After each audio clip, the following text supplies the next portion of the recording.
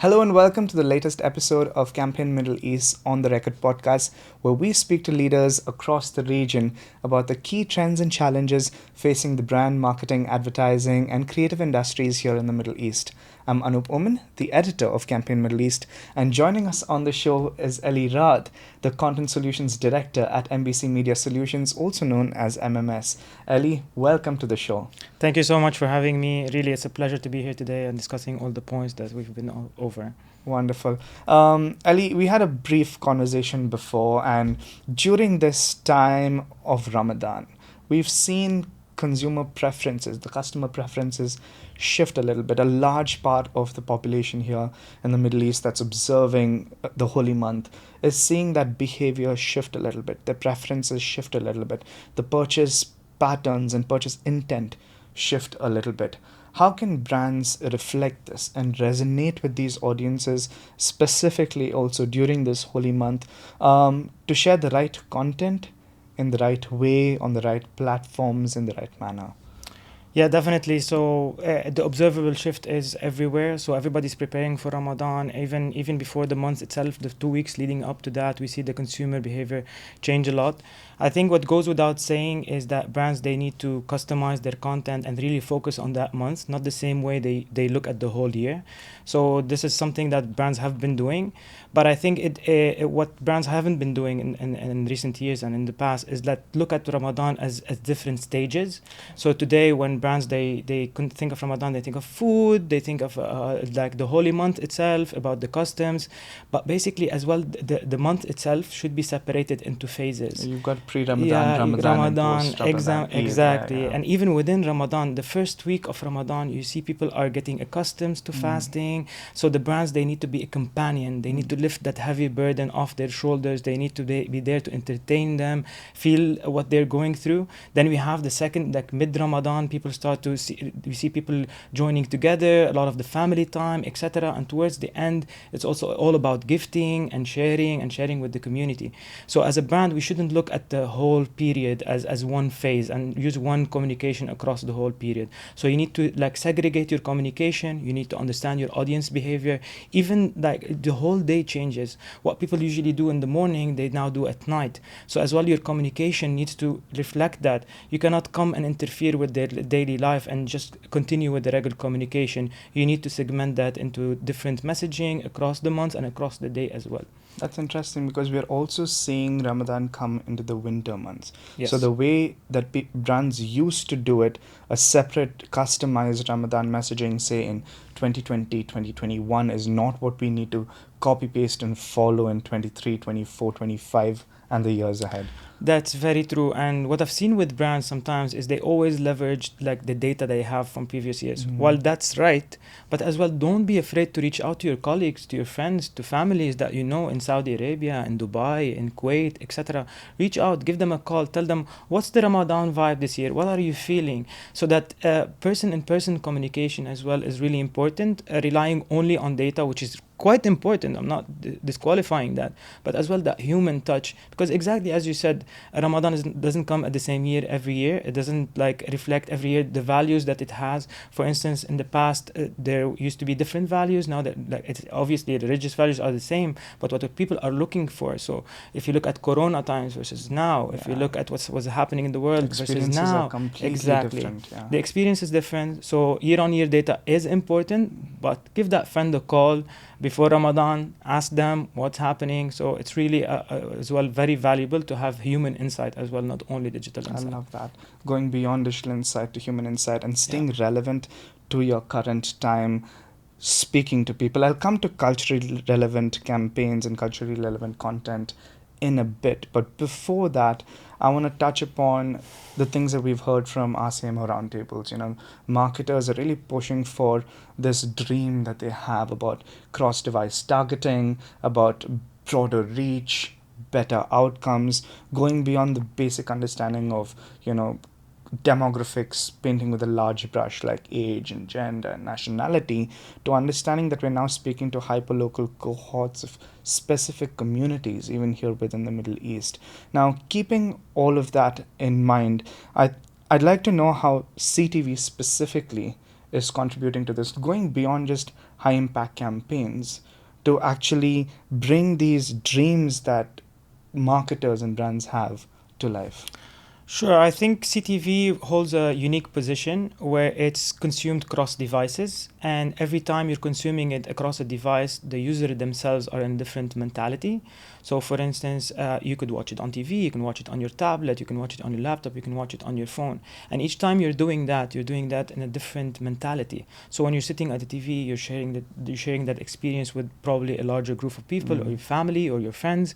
When you're sitting alone on your phone, as well, it's something that is different. You're catching up, or maybe you're in bed, etc. So that opens up it opens up an opportunity for advertisers is to disseminate their message across these different devices, and at the same time to continue that storyline. So, for example, if you have a broader umbrella message as a brand, when you're displaying it on TV, it's different than when you're displaying. It's more personalized when you're alone on your phone, etc. So I think taking into considerations these different aspects of the user across those different devices opens up a really big opportunity for brands. So to have the bigger picture on the big screen and to have a more personalized message for people when they're consuming across their phones. I think it's a very nuanced conversation, because we're not just talking about having the same ad resized for mobile.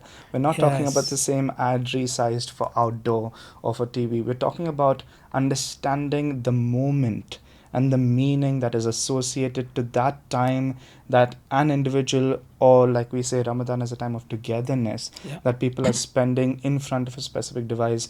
So it's personalizing that ad and the messaging based on those devices as well. You could go even as granular as timing. So if you're consuming during the day on your phone, most probably you're fasting, you're really you're really tired, you're going through a rough time until you get to the time where you're able to consume food. So brands need to be cognizant of that as well. So what time are you adding your spots on TV? Is it during the morning, or is it at night? So should I include food in the morning while I'm on the TV? No, I really don't want to disrespect my audience at the same time. So really being aware of these nuances is very important. And the reason why I'm mentioning that is that there's a lot of global brands that see Ramadan as a whole, and they have one consistent messaging across the month, across the different devices.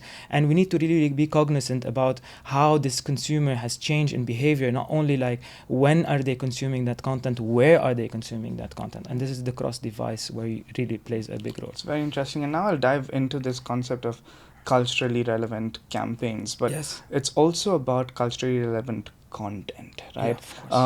Being, like you said, understanding what content people should and ought to consume or want to consume at different times of the day. If we take that into consideration, obviously the big conversation has been around brand safety. But going beyond that, how do we cater to an audience that almost by default has got into this habit of skip ads, and move past this thing of having ads as secondary or forced onto an audience, and to make it more organic, especially on devices, through CTV and the likes, where we can bring premium content and advertising together more organically. Sure, I think this is quite important to understand. I think first of all, when we look at a linear TV, for example, your messaging or even the skippable ads, they need to be culturally relevant, as you said. And when the message itself can bring a thought into the ideas of people. Before I go into the organic and integration, if it brings a nice messaging, for example, if you go around Saudi Arabia today, MBC has had the slogan "Ramadan Yajma'na," which Ramadan brings us together.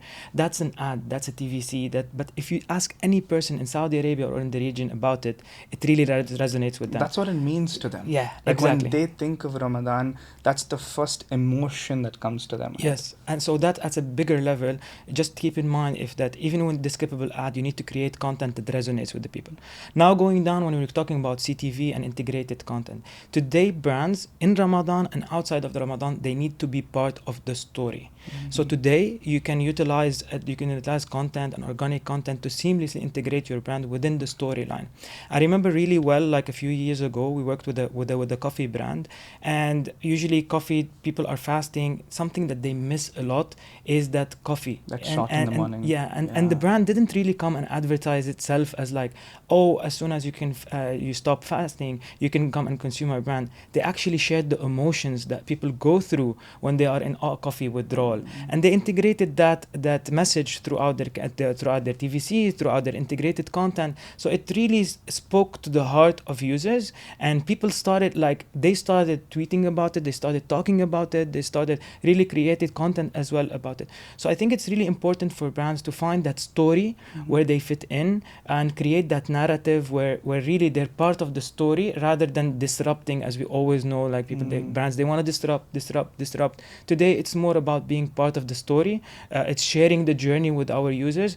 That's quite important. And this is how brand integrations really help those brands go that extra mile and resonate with people. I like that, because it's not merely about grabbing attention. We've been talking about this on multiple podcasts as well, about the weapons that attention and time have become, where everybody is fighting for this, and they want consumer attention, they want consumer time. But I like the segue that you've brought in, which is just get to know your consumer. Resonate with them, because if you become an organic part of their lives, then it doesn't feel like something's being forced on them. It just feels like you're a friend who understands them, you're someone who empathizes with their emotions, and you are a part of their everyday life. And suddenly, whether it's through brand values or through product or through promotion, you've got the 7 P's of advertising, but you do that more seamlessly. Exactly. And people will celebrate you for that. We're not 10-15 years ago where people were oblivious of advertising. They don't know what ads are. People are educated now. They see, they recognize, and they appreciate most of all. So if we see those brands that are really bringing in the entertainment, are really bringing in the values, you're going to be the next topic of conversation with people. That's really what you want to strike. You don't want to strike where like a person's going to be angry at you. Already people are irritated. They're fasting. You don't want to be that disruptor that comes in and like, okay, yes, I got everybody's attention, but good attention or bad attention. So that's exactly where we need to focus. Be part of the story. Share your vision with your audience, and at the same time let them talk about you as a companion, not more of a disruptor. I like that. Before we close, is there any parting message to your fellow colleagues, to other agency leaders, to ad tech providers, to brands and marketers? What's that one message that you'd like to share with the region?